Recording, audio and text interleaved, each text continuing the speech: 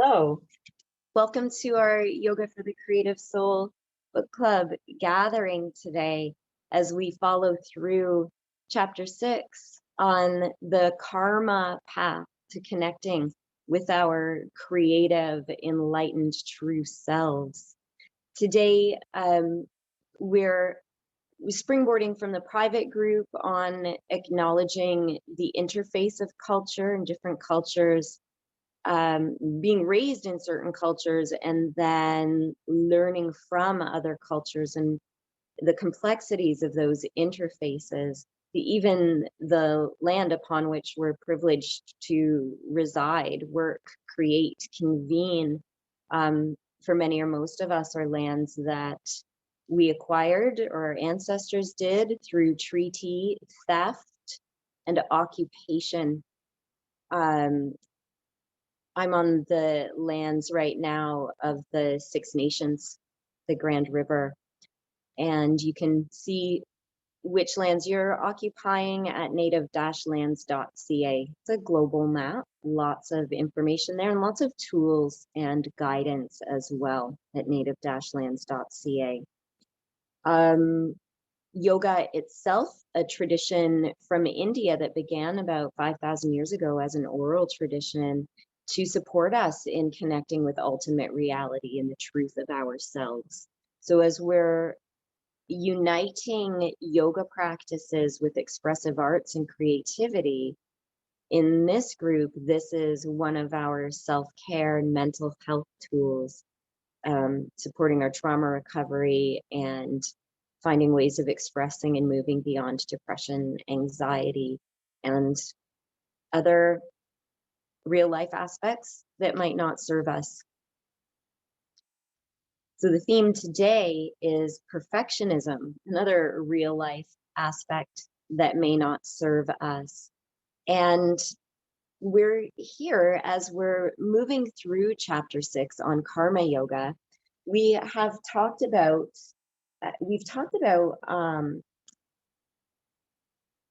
karma as actions and the outcomes of actions. I was just listening to a book this morning where the author was acknowledging, everything we do has a response, and the laws of physics relate to that also.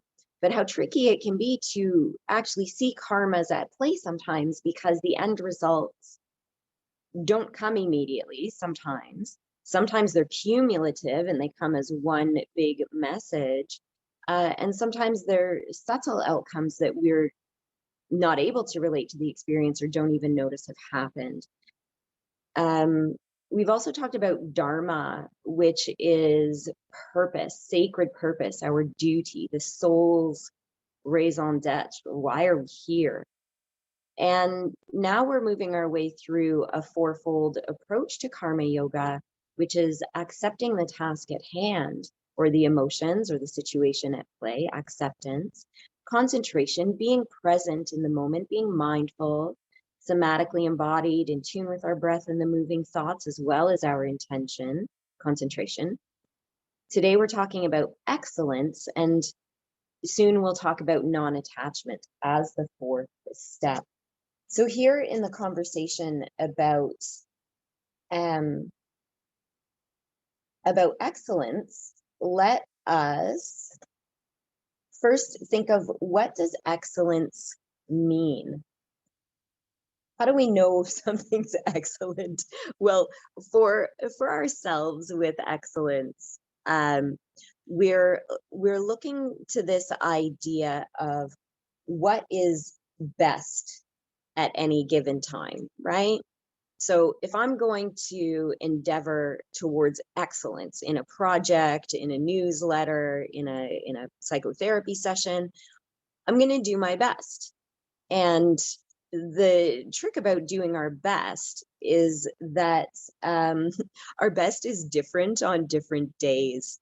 So if you're well rested, if things are going well interpersonally or with your goals in your career, if we're well fed, if we're happier, these things influence what our best is. So what is our best is a moving target, which makes excellence even a moving target, right? But something that we tend to do when we're thinking of excellence or even doing our best is that we start to compare. Well, so and so did it that way, and so achieved these things, and I've seen this marvelous thing. And it's a losing game because with there being 8 billion-ish people on the planet, there's always going to be countless people who are better than we are at almost everything. So to compare, we tend to find the elite and then compare ourselves to this elite, to that elite. And it's incredibly difficult to measure up. But even if we're only comparing with coworkers or people who are in a group with us, it's still not a worthy use of our mental emotional energy because they are not us and we are not them.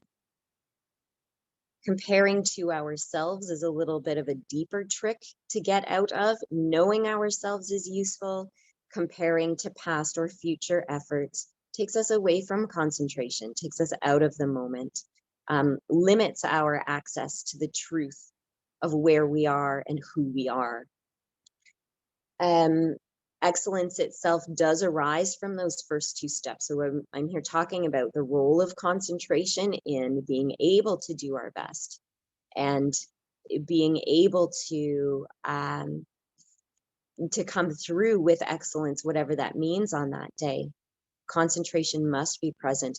And if we're resisting the thing that we're doing, if we're dragging through it, if we don't like it, if we're noticing all the things that are going wrong or problematic, that absence of acceptance is going to limit our access to excellent as well. It will make us not do our best if we're not accepting the situation or the task at hand. And then the end, you've maybe heard it say, let go and let God, is a simple way of thinking of this. Non-attachment to the end results. We'll talk about that more soon. But let's try to think of the purpose in the act itself, rather than judging the process or the outcome, rather than comparing it, rather than seeking a reward or acknowledgement. Excellence necessitates presence in the moment and allowing what is to be. When I was writing this chapter, I was in Haliburton, Ontario, really beautiful, beautiful town, I guess it is. And I was surrounded by people who were studying becoming expressive arts facilitators. So their teacher during the week I was writing this chapter was Gary Diggins. He's a sound therapist out of Guelph, Ontario. And he wrote Tuning the Eardrums, and his most recent book is Sound Work as Soul Work. Gary has 4 books now, I believe, actually. Some of you know Gary Diggins. But I kind of told him the chapter I was writing, and he's like, oh yeah, that's like that time when Herbie Hancock really early in his career was backing Miles Davis. And I thought, oh, that's amazing. You know, Herbie Hancock now very much a musical mentor in his own right, but at the time, just this youngling backing that jazz master Miles Davis. And so he's part of the band. I believe he was, nope, I'm gonna quiet what instrument he was playing. Anyways, as he's playing, he hits a chord that was not the chord that anybody else was playing. So we sometimes call that hitting a bad chord, don't we? But what happened was Miles Davis heard it. And you know what they say, the show must go on, pretend the mistake never happened. A professional would play through such a thing, as Herbie Hancock did, whoops, and kept playing. But Davis took that as a cue and created an entire musical phrase in that improvisational jazz around the chord that Herbie Hancock hadn't meant to hit. And when we're fully present, when we're trusting ourselves and trusting the energies at play, we have access to that inspiration and playfulness. We have the deeper ability to perceive what on the surface appears as a mistake or a misstep and turn it into something beautiful. This contentious idea of post-traumatic growth sits right here as well, that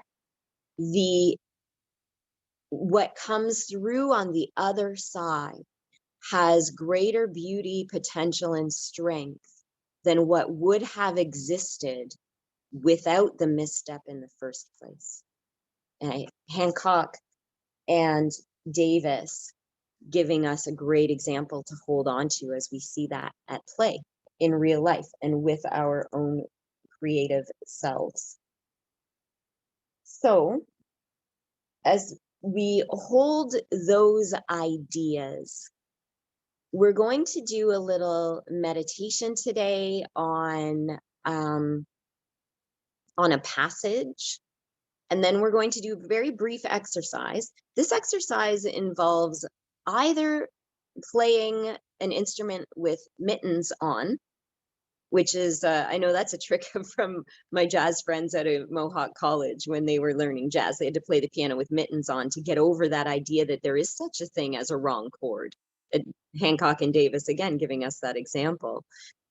So either you're going to play your musical instrument with mittens on, or you're going to draw with your eyes closed. And if you need to protect the area that you're in, just grab some maybe newspaper or old magazines, drop cloth, whatever, to cover your area. Because when you're drawing with your eyes closed, the page also, speaking of, becomes a moving target. So I'll give you a second to get those implements. So we ourselves are playing into the idea that we don't need to exert so much control and judgment, perfectionism in our approach to our creative works. It is this this perfectionism, this wanting the expressive work to look or sound a certain way that sometimes stops us from even starting. And as we're building more beautiful lives for ourselves, we know it's important to take action, take the steps to be ourselves, to express what is coming out of us, to allow what is to be, and to seek greater understanding.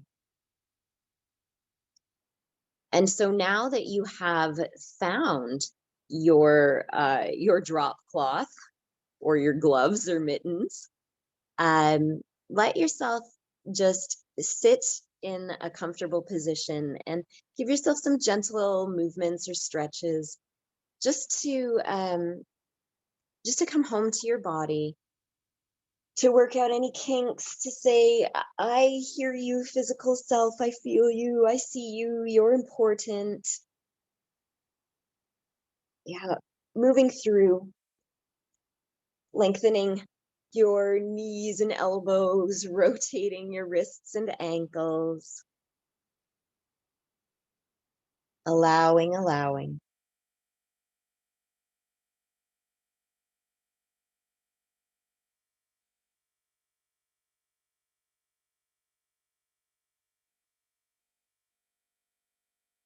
Yes.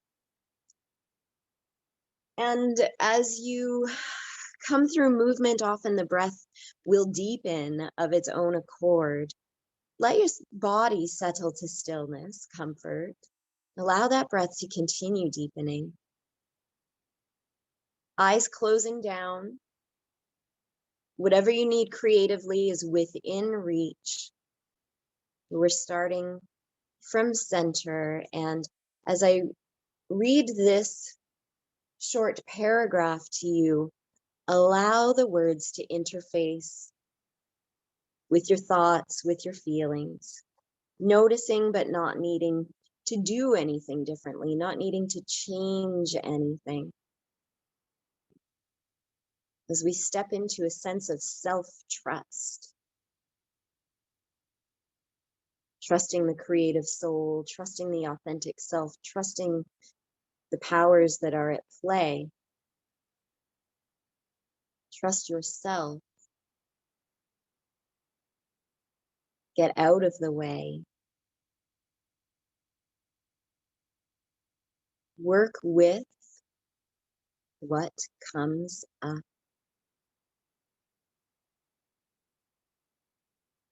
Let excellence speak for itself.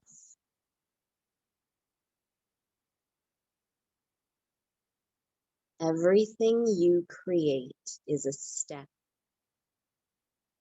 in the direction of your life's masterpiece. The final product is less important than the awareness that you bring.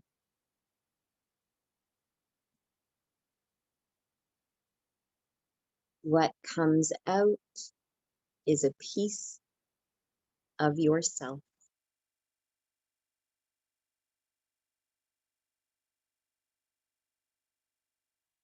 Neither holding or releasing those sentiments, staying focused on the creative act, what is arising within you, what wants to come out, though it may be different from what actually does come out. Move now to your expressive tools or to your musical instrument and begin that creative process. Drawing with the eyes closed, moving the instrument with your gloved or mittened hands.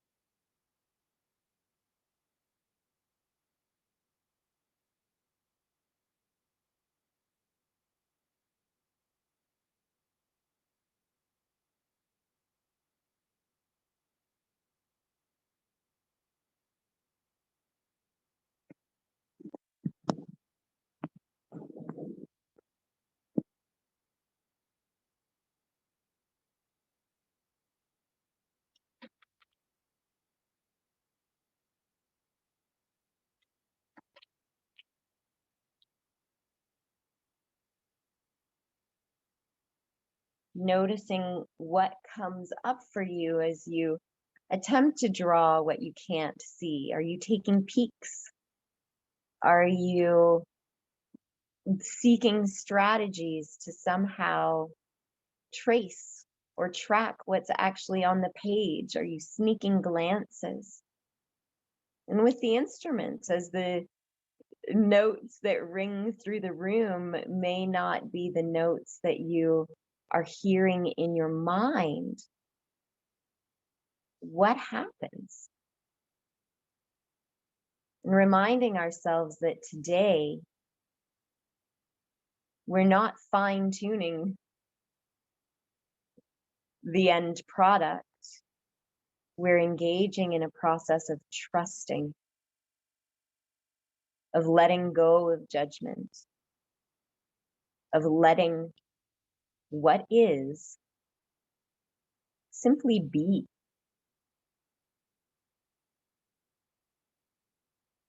To varying degrees and on different days, that will be easier or more difficult. But we trust ourselves. We trust the forces at play. We trust creation.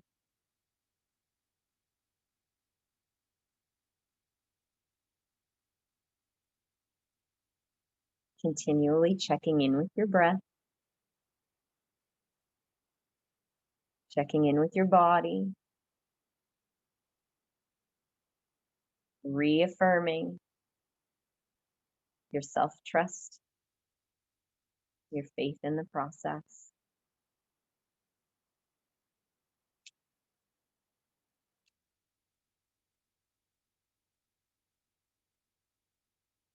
You might notice yourself creating at a different pace than you do when your eyes are open.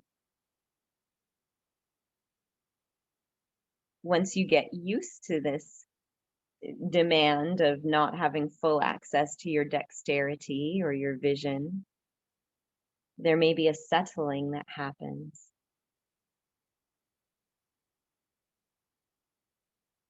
Enjoy the process, even the foul notes, the missteps, the colored pencil crayon that got lost somewhere while you were trying to keep track of your colors. Let this be playful, enjoyable, free and fun.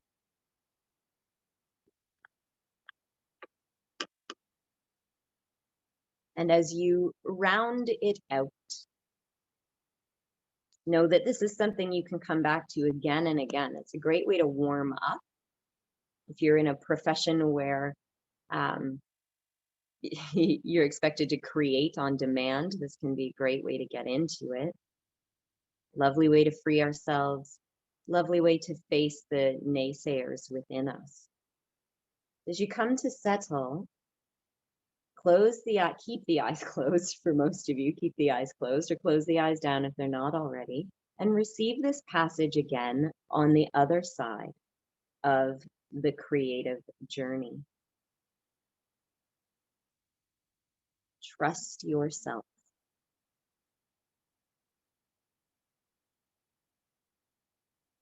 Get out of the way. Work with what comes up. Let excellence speak for itself.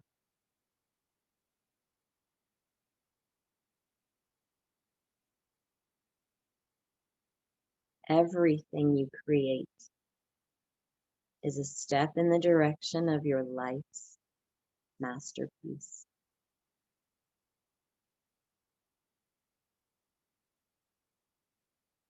The final product is less important than the awareness that you bring to it.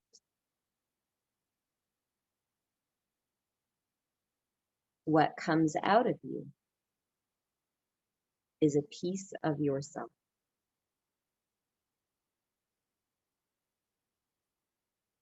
And those of you who are playing with an instrument were in the process the entire time. Those of you who went visual, when you're ready, slowly open your eyes and take a look at that creation. Notice what comes up for you. You wish to return to your instrument and play again and sense into those imperfections, go ahead.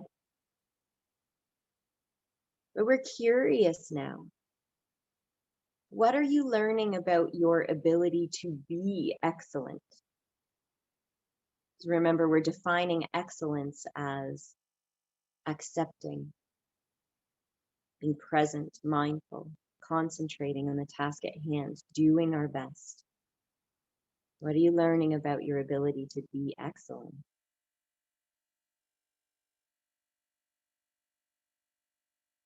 And how can you take this practice into your creative realm and allow the idea of excellence rather than perfectionism, rather than idealism? How can you allow excellence to bring more acceptance to your creative journey, to your relationship with yourself, your mental health?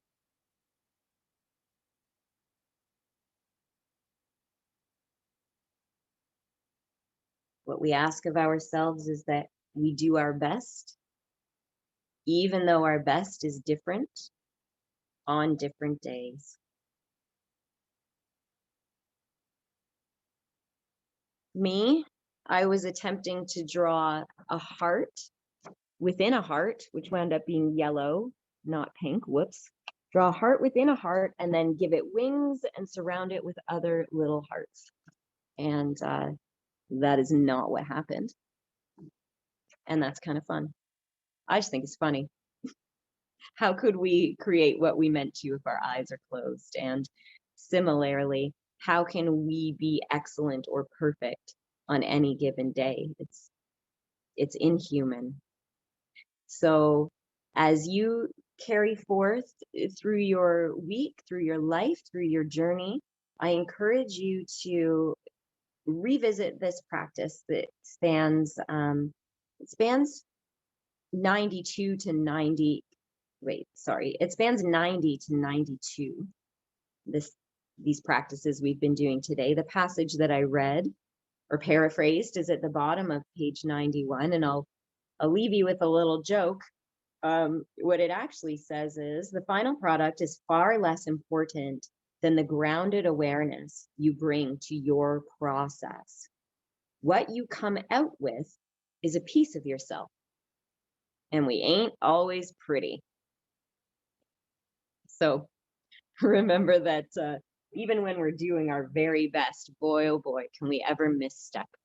But I encourage you to think of yourself as the Herbie Hancock of the moment, and wishing you all the best as you carry forth on your journey. Remember, we're here every Wednesday at 12:30. You can join anytime. Please post to the Facebook group. The link is in the description of this video.